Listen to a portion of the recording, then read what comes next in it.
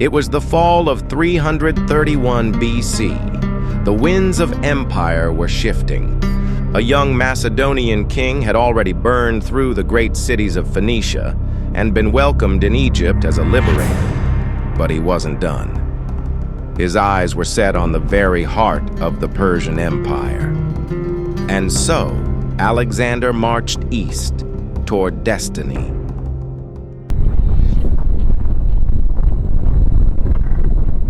Welcome to Historical Channel, uncovering untold stories, hidden facts, and the strangest chapters of history.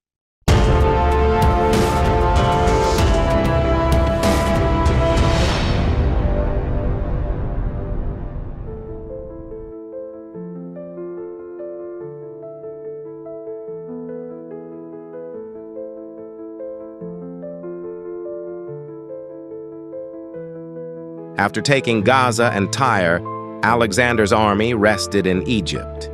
The fertile Nile Valley became a brief haven. Food was plenty, morale was high, and even the local rulers treated him more like a pharaoh than a foreign conqueror. But while his men recovered, Alexander was already thinking ahead. Persian King Darius had suffered a humiliating loss at Issus. Now, the King of Kings wanted peace. He sent envoys with ever greater offers, money, land, even his daughter's hand. Alexander refused them all. Come spring, the Macedonians were back on the move, pushing north into Phoenicia, then inland toward Mesopotamia.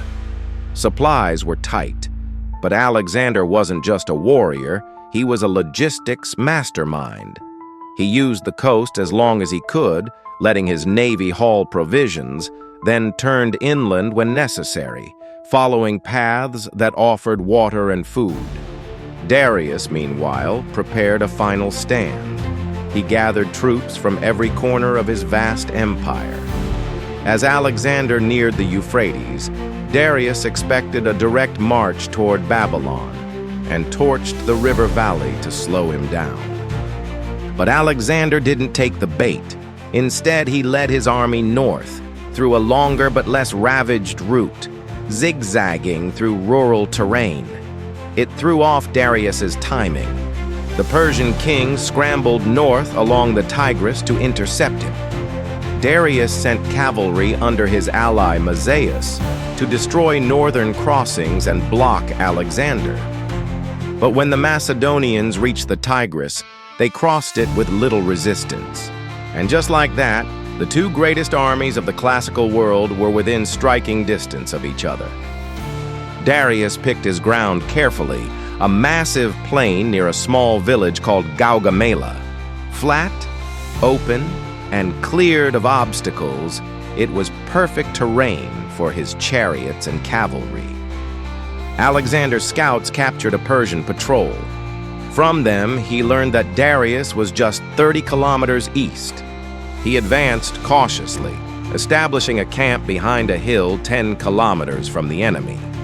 Darius placed Mazaeus on that hill to stall any approach. But when he saw the full Macedonian army approaching, Mazaeus fled without a fight. That hill, it changed everything. From there, Alexander could see the Persian camp, their formations, their strength. It gave him time to prepare, rest, and feed his troops while Darius, expecting a night raid, kept his men on edge and sleepless. Parmenion, Alexander's most seasoned general, proposed a night attack, but Alexander declined. He wanted to fight in daylight, face to face, not just to win, but to win gloriously. Morning broke on October 1st. Darius had gathered perhaps 100,000 men, his empire's finest. Greek mercenaries, Persian immortals, cavalry from Bactria to Armenia, scythed chariots, even elephants from India. Alexander brought less than half that, around 40,000 infantry and 7,000 cavalry. But what he lacked in numbers, he made up for in discipline, formation, and clarity of command. He formed his army in a slanted line, right flank extended toward Darius's left. His famous Sarissa phalanx anchored the center. The elite companion cavalry gathered on the right, while Thessalian horsemen held the left. Behind them, a reserve line of Thracians and Illyrians waited. Then Alexander began shifting his line to the right, probing for a flanking opportunity. Darius noticed and stretched his own left to mirror the movement. He wanted to keep the fight on his prepared battlefield. Then he struck first. Persian cavalry surged forward, crashing into Alexander's right. Fighting was fierce. The Macedonians bent but didn't break. To break the deadlock, Darius unleashed his chariots, hundreds of them, straight at the Greek center. But Alexander's men had trained for this. They opened ranks, letting the chariots pass, striking from both sides with javelins and spears. At the same time, Mazaeus led the Persian right in a full assault against Parmenion's flank. The Macedonians there were overwhelmed, slowly losing ground. Darius saw a golden opportunity. Alexander's shifting had created a gap in the Greek center. He hurled his immortals into it, hoping to cleave the army in two. But it was a trap. That gap, it was bait. The moment Darius exposed his center, Alexander struck like lightning. With companion cavalry at his side, he drove hard into the Persian middle, straight toward the royal guard. It was a surgical strike. In moments, the Persian line buckled. Darius panicked. For the second time in 2 years, the King of Kings fled the field. Alexander chased him. For miles, the pursuit went on. But then he made a fateful decision. Parmenion's flank was still under siege. Rather than chase glory, Alexander turned back. Together, his returning cavalry and Parmenion's battered men overwhelmed the remaining Persian forces.